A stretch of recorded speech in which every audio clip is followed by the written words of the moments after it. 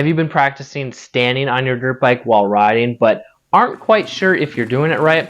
Well, I want to give you some basic signs and symptoms that you're doing it right and if you're doing it wrong, which means that you can correct it so you have more comfort and confidence if you're trail riding. Sign number one that you're using bad riding technique while standing is if your arms or your legs feel cramped on the bike. This is a little more common if you're a taller rider, like 6 foot or taller, and if you're standing up and you feel like you have to change your body position because either your hands and wrists or your legs feel cramped. This is a really common sign that you're not using proper body position. Because I know that even when I'm riding a really small bike, like a 110 pit bike or a 125 that I'm too big for, when I'm using proper body position, I can comfortably ride the bike while standing without my arms and legs cramping up. Bad sign number two is when it's hard to manage the throttle while trail riding. This is when you're standing on the foot pegs and you're trying to control the throttle, but it's really jerky while standing.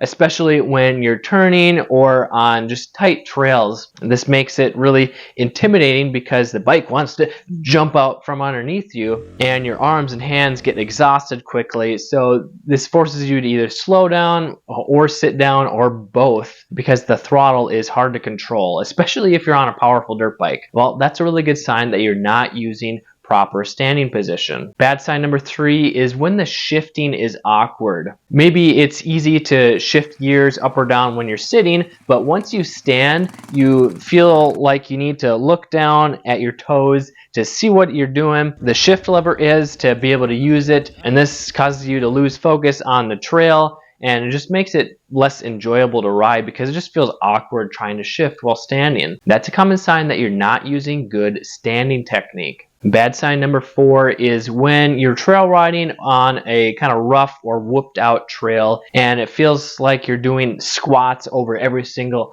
bump. So you're just constantly bending your knees and your legs and back are getting super sore within just a few minutes. Well, that's a good sign that your standing position might be close, but it still can be improved so that you use less energy and have more control on the trails. And if you're a trail rider that wants to have more confidence, you can grab my Master Your Confidence Trail Riding Handbook at motocrosshideout.com/confidence or the link in the description below. Now let's talk about symptoms that you have good standing technique. Number one is you're able to relax your arms and your hands while trail riding. This is the opposite of death gripping the bars. It doesn't matter if you're accelerating really hard, if you're braking really hard, or if you're going up or down a hill, you're able to relax because you're using proper body position. And when you can relax your arms and hands, not only are you able to ride a lot longer because they're not getting fatigued, but you have more control over the bike